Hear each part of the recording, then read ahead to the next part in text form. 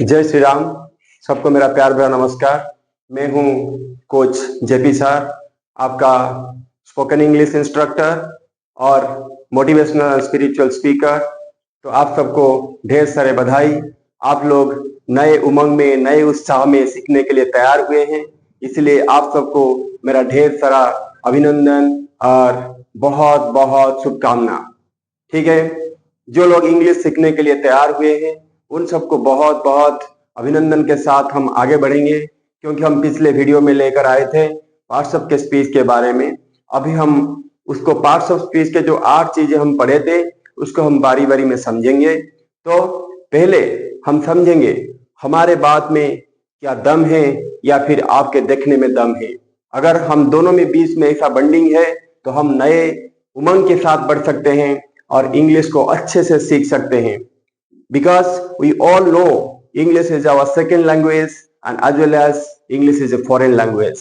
So we all students and all the competitive exam aspirants are thinking English is very tough, but really students and really guys, it's not a tough subject. It's a language. Just take it easy. So simple तरीके से अगर हम इसको समझेंगे तो ये चीज हमको आसानी से, बहुत इजी से हम इसको लर्न कर सकते हैं। और आज we are going to speaking English because speaking English is an art. So ये आर्ट को हमको सीखना है और मन लगा के ध्यान से इसको सीखना है। तो आप सब सीखने के लिए तैयार हैं, तो इसलिए आप सबको बहुत बहुत प्यार भरा अभिनंदन। आप आगे जाइए और फिर मेरे चैनल को सब्सक्राइब कीजिए, आगे बढ़ाइए, हमारे बीच में बॉन्डिंग ऐसे रहे। मैं अगले वीडियो में आपके लिए और एक टॉपिक को लेकर आऊंगा, तो ऐसे ही हमारा संपर्क धीरे धीरे बढ़ता रहेगा। चलिए आज का ये बेहतरीन टॉपिक हम शुरुआत करेंगे। मैं सोच रहा हूं कि आज का ये टॉपिक जो आपने वीडियो को स्किप ना करके पूरा देख लिए, तो मतलब पूरा नाउन का जो पार्ट आपके अंदर है, जो डाउट है, जो प्रॉब्लम है, ये पूरी तरह से गायब हो जाएगा। आप पूरी तरह से नाउन में मास्टरी हासिल कर सकते हैं। Okay, let's go to the topic. तो फिर ज्यादा वीडियो नहीं है, बस 15-20 मिनट का वीडियो। आप उसको अच्छे से देखिए, पेन और कॉपी रेडी करके आप तैयार हो जाइए। जहां पर भी आपको डाउट होता है थोड़ा उसको वीडियो को पॉज कर लीजिए और उसको अच्छे से समझ के उसको प्रैक्टिस कीजिए और डे टू डे लाइफ में उसको लगाइए। लेकिन उसके बाद आपका इंग्लिश स्पीकिंग बहुत आसान हो जाएगा। ठीक है, once again I am just welcoming you all on the topic of the parts of the speech, first things noun, and I am your instructor JP sir, welcomes you on behalf of JP Tutorial. Thank you.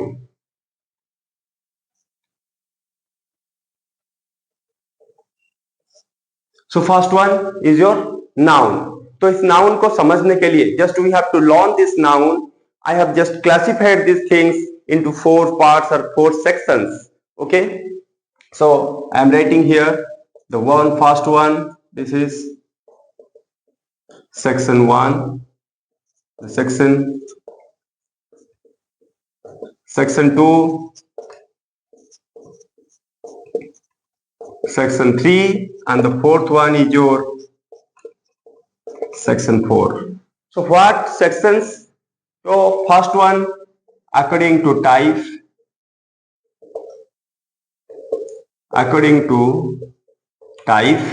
the second one according to gender,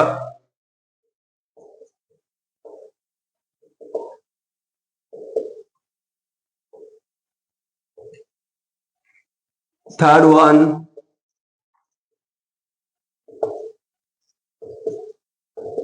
according to number, and the fourth one according to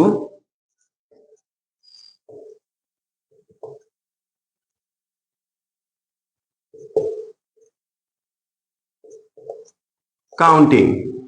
okay, आप समझ गए। Section 1 को according to type हम समझेंगे, section 2 according to gender, section 3 में according to number, section 4 में according to counting हम इसको समझ लेंगे। ठीक है, चलिए दोस्तों उसको अच्छे से शुरुआत करते हैं। Let's start the first one, section 1 according to type. Okay, तो टाइप कितने प्रकार के होते हैं? How many types of tenses? As you all know that noun is a naming word, nothing else. It's very simple things. Okay, So first, noun. Okay, noun is a naming word. Okay, so be ready and learn properly. Learning is a process, it never ends. So please focus on this. So noun is a naming word. Okay, and the classifications goes in 5 types. What are the nouns? First is proper noun, common noun, collective noun, material noun, abstract noun. These are the blend of the 5 parts. Okay, so please, I'm writing, just you want to write on your copy and pen, just you write down and just memorize and think, then you can get positive result. Okay, first one is your proper noun. Second one is your common noun. Third one is your collective noun. The fourth one is your material noun. And the fifth one is your abstract noun. Okay, so let's go to deep. चलिए, तो proper noun क्या होता है? जैसे कि आप लोग समझते हैं कि नाउन मतलब कोई नेमिंग वर्ड। क्या नेमिंग वर्ड होता है? चाहे हम इसको राम बोलेंगे या फिर किसी को बॉय बोलेंगे या फिर गीता, सीता या फिर कोई किसी का भी नाम अगर हम लेंगे तो ये नेमिंग वर्ड मतलब हम नाउन समझ जाते हैं। ठीक है, ये डस्टर एक नाउन है, चेयर एक नाउन है, टेबल एक नाउन है, ये सब चीजें नाउन होता है, हम जानते हैं because it's indicates to a name. Okay, so let's proper noun. Proper मतलब क्या होता है? जो निजीवाचक विशेष से हम कहते हैं, जो किसी प्रॉपर को समझता है, किसी नाउन को। मतलब देखिए, जैसे हम लिख रहा हूं एक नाम राम, चलो सीता, ठीक है, मीता, चलो ढेंकानाल, भुवनेश्वर, दिल्ली। तो ये सब हमने क्या लिखा है? ये है प्रॉपर नाउन। मतलब राम मतलब कोई एक प्रॉपर नाम को समझता है। जब हम किसी राम को बोलेंगे, राम एक स्टूडेंट हो सकता है, एक बॉय का नाम है राम, तो उसको हम राम के नाम पर बुलाएंगे। सीता कोई गर्ल के नाम है, मीता भी कोई गर्ल होता है, ढेंकानाल एक शहर होता है, भुवनेश्वर एक शहर होता है, दिल्ली एक शहर होता है, जो हमारे भारतवर्ष में होते हैं। तो उसके बाद ये समझ में आ गया, प्रॉपर नाउन मतलब राम, सीता, मीता, ढेंकानाल। ठीक है, अगर हम बोलेंगे तो फिर जेपीटी कोई इंस्टीट्यूट को समझ रहा है, जैसे हमारा इंस्टीट्यूट जेपी इंस्टीट्यूट है, जेपी ट्यूटोरियल, तो ये इंस्टीट्यूट का नाम भी हम प्रॉपर नाउन के अंदर ले सकते हैं। चलो, उसको हम देखते हैं कॉमन नाउन। कॉमन नाउन मतलब क्या होता है? तो कॉमन मतलब जो जातिवाचक समझता है, जो जाति को समझाता है। तो जाति क्या होता है? जैसे देखिए राम, राम कौन सी जाति का होता है? एक बॉय। ठीक है, सीता कौन सी जाति क्या होता है? वो गर्ल। ठीक है, गर्ल। मीता क्या है? सपोज हम समझ लेते हैं मीता कौन सी जाति की है? मीता डॉक्टर है। Okay, Meeta is a doctor, my god. तो ढेंकानाल क्या होता है? ये होता है एक सिटी। ठीक है, तो फिर ये क्या होता है? भुवनेश्वर एक होता है सिटी, ये भी होता है हमारा एक सिटी। ठीक है, एक शहर। तो मतलब यहाँ पर कॉमन देखिए, बॉय हम जब हम बोलेंगे, जब बॉय मतलब सभी बॉय को इसको समझ देते हैं। मतलब कौन सा होता है? राम है, श्याम है, हरि है, नरेश है, रमेश है, there are so many names. Okay, तो मतलब कॉमन नाउन में हमारा बॉय, गर्ल, डॉक्टर, सिटी, कोई भी शहर, भारत का हम कोई भी शहर ले सकते हैं, बेंगलोर ले सकते हैं, चेन्नई ले सकते हैं, विजयवाड़ा ले सकते हैं, हम कोरापुट ले सकते हैं, हम कोलकाता ले सकते हैं। There are different cities in our country. Okay, so आप इसको समझने के लिए आसान होता है, बॉय, गर्ल ये सब समझ लेंगे, ये कॉमन नाउन के अंदर आ जाता है। चलिए, उसके बाद कलेक्टिव नाउन क्या होता है? जो मतलब किसी समूहवाचक कहते हैं हिंदी में उसको, समूहवाचक विशेष्य। समूह मतलब क्या होता है? जैसे हम बोलेंगे कोई क्लास है, कोई टीम है, कोई जूरी है। अच्छा, हम जब क्लास बोलेंगे ना, तो क्लास मतलब क्या होता है? उसमें बॉयज रहते हैं, उसमें गर्ल्स भी रहते हैं। ठीक है, तो क्लास में बॉयज रहते हैं, गर्ल्स रहते हैं, वो क्या होता है? मिलाकर स्टूडेंट हम बोल देते हैं। तो फिर क्लास, ये क्लास हो गया क्या आपका? कलेक्टिव नाउन हो गया। ठीक है, तो फिर इसको हम क्या बोल सकते हैं? कोई जूरी। तो जूरी मतलब क्या होता है? जो कोई जजेस का जो बेंचेस होता है, मतलब कुछ जज मिलके जो होता है जूरी बनाते हैं, वो जूरी हम कहते हैं। जैसे कुछ प्लेयर मिलके क्या करते हैं, टीम बनाते हैं। क्रिकेट टीम बोल सकते हैं, फुटबॉल टीम बोल सकते हैं। क्रिकेट टीम, फुटबॉल टीम, ये सब क्या है, ये सब है हमारा कलेक्टिव नाउन। वो कलेक्शन को समझता है। टीम मतलब क्या होता है, इसमें 11 प्लेयर्स होते हैं। 11 प्लेयर्स मतलब मिलके एक टीम बनाते हैं। चाहे हमारा इंडियन क्रिकेट टीम हो सकता है, इंडियन फुटबॉल टीम, या फिर कोई हॉकी टीम। ओके, सो इसको हम समझने के लिए आसान होता है। चलिए, उसके बाद मेटेरियल नाउन क्या होता है, जो मेटेरियल से जो मतलब वस्तुवाचक समझते हैं उसको वस्तुवाचक विशेष्य। तो कौन सा वस्तु, जैसे कि हम बोल सकते हैं वुड, चाहे वो इसको आयरन या गोल्ड या सिल्वर। ठीक है, तो मतलब कोई वुड हो सकता है, आयरन लोहे का हो सकता है, सोना हो सकता है, कोई रौप्य हो सकता है। तो इसको हम समझ सकते हैं। ये सब चीजों में हमारा गोल्ड में ऑर्नामेंट्स बनता है, सिल्वर में ऑर्नामेंट्स बनता है, आयरन में बहुत सारा चीजें बनता है, टेबल चेयर भी बन जाता है।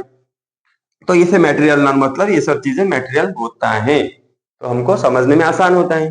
चलो, अगला वाला होता है हमारा abstract noun. So what is abstract noun? Abstract noun means it shows some quality of a person. जैसे कि एक पर्सन का हम क्वालिटी को शो करते हैं। किसी के पास एक ऑनेस्टी का एक होता है, मतलब क्या है, वो ऑनेस्ट है। That person is honest. Okay, मतलब उसके पास ऑनेस्टी होती है, तो हम इसको ऑनेस्ट लिख सकते हैं। उसको हम ऑनेस्टी भी लिख सकते हैं। Suppose a person is very very truthful, because हर वक्त वो सच बोलता है। तो सच बोलने वाले का क्या होता है, उसका एक गुण होता है, या फिर उसका भाववाचक विशेषण हम कहते हैं truthfulness. Okay, he has a quality of truthfulness. Okay, then we can also speak something like loyalty है, मतलब वो उसमें अनुगत्यता दिखाता है, लॉयलिटी। ओके, ये सब होता है ऑनेस्टी, ट्रूथफुलनेस, लॉयलिटी। ये सब चीजें हमारा एब्स्ट्रैक्ट नाउन में अंदर आ जाता है। Clear? Clear guys? Okay, thank you for giving me support. तो अब इसको हम इरेज करते हैं, अगले सेक्शन पे चलते हैं। Thank you.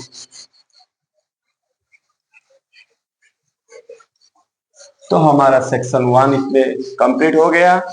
अब हम चलते हैं सेक्शन 2 की ओर। ठीक है, उसको अच्छे से समझिए, अच्छे से देखिए, और डेली डेली कन्वर्सेशन में इसको बातें भी करिए। छोटे छोटे बातें आप शुरुआत कीजिए, उससे आपका इंग्लिश नॉलेज बेहतर होता ही जाएगा। सेक्शन 2 में हम प्रवेश कर चुके हैं। तो सेक्शन 2 में हमारा क्या होता है, जेंडर के तरफ हम जाते हैं। जेंडर, अच्छा, तो उसको हम जेंडर के तरफ, अकॉर्डिंग जेंडर हम उसको अगर क्लासिफाई करेंगे, तो जेंडर हमारा कितना होता है, हमारा 3 तरह का जेंडर होता है। चलिए, उसको हम लिखते हैं और समझते हैं। ठीक है, मस्कुलाइन, फेमिनाइन, न्यूटर। ठीक है, ये है हमारा 3 gender, masculine gender, feminine gender and हमारा न्यूटर जेंडर। तो मस्कुलाइन जेंडर मतलब ये कोई पुरुष जाति को समझता है, ये कोई स्त्रीवाचक स्त्री जाति को समझता है, और ये जो दोनों को नहीं होता है उसको न्यूटर जेंडर हम कहते हैं। चलिए, हम समझते हैं, कुछ वर्ड्स लिखते हैं मस्कुलाइन जेंडर का। जैसे हमारा बॉय, बुल, तो 2 वर्ड मैंने लिख दिया। तो मस्कुलाइन जेंडर का अगर फेमिनाइन हम करेंगे, तो उसमें हम कहा जाएगा गर्ल। ठीक है, गर्ल होता है फेमिनाइन में। और फिर बुल का हम देखेंगे तो क्या होता है, हमारा आ जाता है काउ। ठीक है, और एक हम मस्कुलिन में बोलेंगे हस्बैंड। ठीक है, सॉन, इसका होता है क्या, वाइफ। इसका होता है डॉटर। क्लियर? Clear guys? और उसके बाद हम और एक अगर लिखेंगे तो फिर उसके लिए भी आसान होगा। चलिए, और कुछ लिखते हैं। प्रिंस, एक्टर, प्रिंस का क्या हो जाएगा, प्रिंसेस, और एक्टर का क्या हो जाएगा, एक्ट्रेस। ओके, देखिए, तो boy, girl, bull, cow, husband, wife, son, daughter, prince, princess, actor, actress, these are the masculine और फेमिनाइन। मतलब ये पुरुष को समझता है, ये फेमिनाइन मतलब कोई स्त्रीवाचक को समझता है। ठीक है, तो फिर न्यूट्रल जेंडर क्या होता है, न्यूट्रल जेंडर जो होता है हमारा चेयर, टेबल, पेन, पेंसिल, ये सब होता है। तो चलो, इसको लिख देते हैं, चेयर, टेबल, पेन, पेंसिल, ये सब चीजें हमारा न्यूट्रल जेंडर के अंदर आ जाता है। बहुत सारे हैं और अभी बहुत सारी चीजें हैं। ठीक है, ये सब चीजें समझ में आ गया। अच्छा, जब हम इसको यूज करते हैं तो मस्कुलिन जेंडर में हम क्या करते हैं, हम प्रोनाउन ही यूज करते हैं, और फेमिनिन जेंडर में हम क्या करते हैं, सी यूज करते हैं। कभी कभी लिमिटेशन ये होता है इंग्लिश में, कभी कभी हम एनिमल लिखेंगे तो उसके ईट लगा लेते हैं, तभी न्यूट्रल जेंडर को हम ईट से डिनोट करते हैं। जब हम प्रोनाउन पढ़ेंगे तब उसके बारे में डिस्कशन ज्यादा करेंगे। ठीक है, okay, so in this process we have completed the gender part and the section 2. Thank you. Okay, I think आप लोग समझ पा रहे हैं। ओके, अगर ये वीडियो आपके फायदेमंद तो इसको बार बार देखिए, समझिए, और उसको रिपीटेडली देखने के बाद आप अपना लाइक कीजिए और उसको सब्सक्राइब कीजिए, अपने दोस्तों को शेयर कीजिए, क्योंकि ज्ञान को बढ़ाना हमारा धर्म होता है। जितने नॉलेज को हम ग्रोथ करेंगे ये हमारे लिए डेवलपमेंट आएगा, और फिर आपके लिए भी आपका नॉलेज इंप्रूवमेंट होगा। हमारा पूरी तरह से हम नॉलेजियस होंगे तब हम इंग्लिश में बातें कर सकते हैं। When we will knowledgeous, then we can share our views to different peoples. So please share it, okay, and don't mind and just be happy. Okay, the third one is our section 3 और हम चलते हैं। चलिए, section 3 हमारा आ गया। तो section 3 हमारा क्या हो गया, हमारा number, according to the number. ठीक है, तो अकॉर्डिंग टू द नंबर हम देखेंगे नंबर में हमारा क्या होता है। ये जो वीडियो हम जो बना रहे हैं, ये वीडियो हम जितने तकलीफें बनाते हैं वो तकलीफ हमको लगता नहीं है, क्योंकि आप लोग इसको एंजॉय कर रहे हैं, मैं भी उसको एंजॉय कर रहा हूँ, क्योंकि नॉलेज को गेन करना और बांटना ये हमारा धर्म होता है। तो इसलिए आप नॉलेज को मत रखिए, सबको डिस्ट्रीब्यूट कीजिए, और नंबर के हिसाब से हम चलेंगे। अगर देखेंगे तो नंबर के हिसाब से नाउन कैसे पहचानेंगे, तो नंबर के हिसाब से नाउन क्या होता है, सिंगुलर और प्लूरल दो तरफ में क्लासिफाई हो जाता है। चलिए, तो उसको नंबर के हिसाब से हमको देखेंगे। तो सिंगुलर और आपका हो गया plural. So what is singular and what is plural, you know in English. Singular means indicating to one thing and plural means it's indicates to more than one things. Okay, singular मतलब जैसे बोलते हैं हम एक को समझाते हैं तो सिंगल है, और एक से ज्यादा को समझते हैं तो उसको हम प्लूरल के हिसाब से ले सकते हैं। तो उसको हम सिंगुलर में प्लूरल कैसे हम करेंगे उसके बारे में थोड़ा देखेंगे। सिंगुलर नाउन के बारे में हम डिस्कशन करने जा रहे हैं। तो देखिए, तो बॉय गर्ल, ठीक है, तो मतलब जब हम बॉय गर्ल ये सब बोलते हैं ना, तो फिर क्या बोलते हैं, इसको सिंगुलर क्यों होता है, क्योंकि ये एक को समझता है, मतलब ए बॉय ए गर्ल ऐसे बोल सकते हैं हम इसको। ठीक है, तो अगर हम यहाँ पर लिखेंगे क्या होता है, ऑरेंज, ओके, तो फिर हम इसको आन लगाएंगे, आन ऑरेंज। ओके, तो ओके, इसके आर्टिकल के बारे में हम बाद में देखेंगे। तो बॉय गर्ल ऑरेंज मैंगो, चलो मैंगो, आपका बेबी सिटी। ओके, ये सब क्या आ गया, आपका सिंगुलर आ गया। ठीक है, इस सिंगुलर को जब हम प्लूरल करेंगे तो कैसे कन्वर्ट करेंगे, उसमें हम सिर्फ कुछ नहीं करना है, बस एस या फिर ईएस इसमें ऐड कर देना है। चलो, इसमें क्या है, बॉय है तो उसको हम इजीली प्लूरल में उसको बॉयज कर लेंगे। ठीक है, गर्ल है तो उसको हम इजीली गर्ल्स कर लेंगे, ये आसान होता है। ऑरेंज, ऑरेंज, वो ऑरेंज है, orange, and then your mangoes, MANGOES, mangoes. Okay, and then your baby, then your baby will be babies and city will be cities. Okay, तो देखिए इसमें कन्वर्सन कैसे होता है।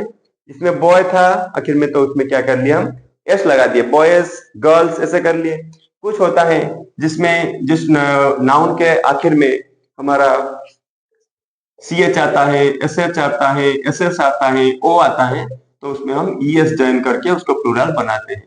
ठीक है, CH SH SS O। जैसे यहाँ पर देखिए, ये मैंगो में आखिर में क्या था, O था, तो उसमें हम इसको मैंगोज किए। ठीक है, उसमें आखिर में क्या था, बेबी था, उसमें हम बेबीज किए। अगर लिखेंगे हम तो लीफ लिखेंगे, लीफ, तो लीफ में आखिर में F है तो ये हो जाएगा VS। ठीक है, जो F कन्वर्ट हो जाएगा VS, लीव्स। जैसे हमारा किसी के 2-3 बीबी अगर होते हैं तो वाइफ क्या हो जाएगा, आपका हो जाएगा वाइफ। ओके, समझ में आ रहा है, बहुत आसान होता है ना। तो लीफ, लीव्स, वाइफ, वाइफ, ऐसे कन्वर्सन हमारा होता है। और हमको नोट में याद रखना है, कुछ नोट में हमको याद रखना है। Okay, some nouns which are having singular and plural both have same structure, just like the sheep। अगर हम एक दो एग्जांपल देंगे तो sheep, अगर हम sheep बोलेंगे तो मतलब एक sheep को भी हम sheep बोलेंगे, ज्यादा sheep अगर हो दे तो भी हम sheep बोलेंगे, sheep। तो फिर हम जब टिकट खरीदते हैं उस टिकट के लिए हम उसको भी सिंगुलर प्लूरल ऐसे ही हमको कर सकते हैं, sheep या फिर टिकट, ये होता है दोनों समान रहता है। some nouns have no change in their singular to plural। okay, I think you have got it and we have to erase it, thank you। and then we have to go for the next section number 4, and the last one is your most important, and that is depends upon your counting। तो मतलब किसी noun को हम counting करेंगे, section 4 है हमारा आखिर section, थोड़ा फोकस कीजिए। तो इसको हम क्या करेंगे, अकॉर्डिंग टू काउंटिंग। ओके, तो काउंटिंग के हिसाब से हमारा दो होता है, काउंटेबल और अनकाउंटेबल। Countable, uncountable. चलिए, तो काउंटेबल और अनकाउंटेबल को क्लासिफाई करने से पहले हमको काउंटेबल में भी दो चीजें को भी याद रखना है। उसमें सिंगुलर नाउन आता है, उसमें हमारा प्लूरल नाउन भी आ जाता है काउंटेबल में, ठीक है। तो काउंटेबल में आपका आता है, क्या आता है, singular noun, then is your plural noun.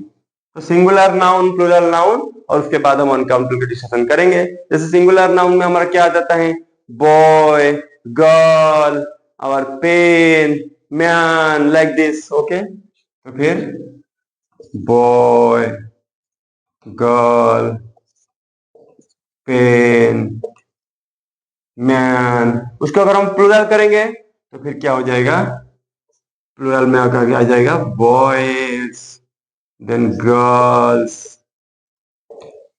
Pens, okay, then your man. Are you getting? Okay, so man, man, ये हो गया आपका।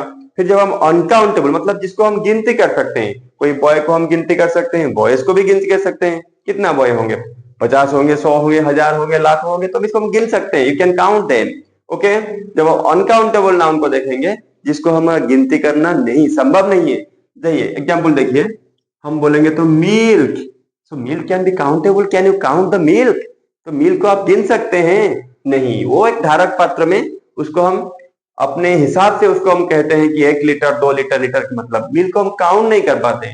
मतलब 1 दूध हुआ, 2 दूध हुआ, ऐसे हम काउंट नहीं कर पाएंगे। चाहे इसको मिल्क के बाद हमारा वाटर, हमारा शुगर, हमारा सैंड, ओके, राइस, ये सब चीजें क्या होता है, हमारा अनकाउंटेबल नाउन होता है। और भी सब बहुत सारा चीज होता है, जैसे हमारा oil, there are so many things of uncountable nouns. Okay, so तो काउंटेबल और अनकाउंटेबल नाउन के बारे में समझ में आ गया। अच्छा, जब हम काउंटेबल नाउन को हम समझते हैं और अनकाउंटेबल नाउन को हम समझते हैं, तो उसमें कुछ चीजें याद भी रखना है जो डिटरमिनर होते हैं, उसके बाद में हम पढ़ेंगे। तो कुछ होता है, देखिए फ्यू, जब हम फ्यू बोलेंगे ना, तो मतलब इस फ्यू वर्ड को हम क्या बोलेंगे ना, फ्यू बॉयज, फ्यू गर्ल्स, ऐसे हम बोल सकते हैं। लेकिन यहां पर हम बोलेंगे तो फ्यू मिल्क, अगर हम फ्यू मिल्क बोलेंगे ना तो फिर वो गलत हो जाएगा, इट विल बी रॉन्ग। जो कॉम्पिटिटिव एग्जाम के लिए तैयार कर रहे हैं उनके लिए बहुत जरूरी होता है। कभी कभी क्वेश्चन में पूछ देता है कि few milk, no no no, this could not be few milk, ये तो क्या होगा, फिर ये हो जाएगा आपका लिटिल। ओके, लिटिल मिल्क, ठीक है, तो उसको हम लिटिल लगा सकते हैं। जब हम इस काउंटेबल नाउन को देखेंगे तो फिर इसमें मेनी आ जाता है, मेनी हम यूज कर सकते हैं, many boys, many pens, many girls. चलो, उसमें हम मेनी यूज नहीं कर सकते हैं, क्या करेंगे, उसमें यूज करेंगे मच। तो फिर उसमें आएगा अनकाउंटेबल में मच, तो देयर मच शुगर हम बोलेंगे, much oil, okay, much use करेंगे। लेकिन जब हम सम बोलेंगे ना, ये चीजें सिर्फ इसमें आता है, बस इसमें आता है। और ये लिटिल वाला और आपका ये मच वाला, ये अनकाउंटेबल में ही सिर्फ आता है। ओके, लेकिन जब हम सम बोलेंगे, सम, तो यहाँ पर भी सम हम लिखेंगे। तो सम दोनों में आ सकता है, काउंटेबल और अनकाउंटेबल दोनों में सम आ सकता है। Some boys you can speak and as well as we can speak some sand, some rice, some oil, okay, that can be manageable. तो इट्स ओके। तो इस तरह से हम पूरी तरह से नाउन के बारे में क्लियर हो गए। मैं सोच रहा हूं कि ये आपके लिए बहुत थॉट को क्लैरिटी करेगा और आपके दिमाग में जो सब डाउट था वो सब क्लियर हो गया होगा। अगर फिर भी आपके अंदर कोई क्वेरी है, कोई डाउट है, तो फिर आप मेरे को भी कांटेक्ट कर सकते हैं। Okay, so in this process we can learn and lastly I am speaking, you all are my very fantastic viewers because you are watching and that's why you have so much patience. You have patience means you are knowledgeous and you are growing. So never stop ending the process of learning. मैं अगले video में आपके लिए pronoun का chapter लेके आऊंगा, उस topic को हम अच्छे से समझेंगे। तब तक के लिए सबको bye bye, thank you and just try practice because practice makes man perfect. Thank you everybody. Thanks.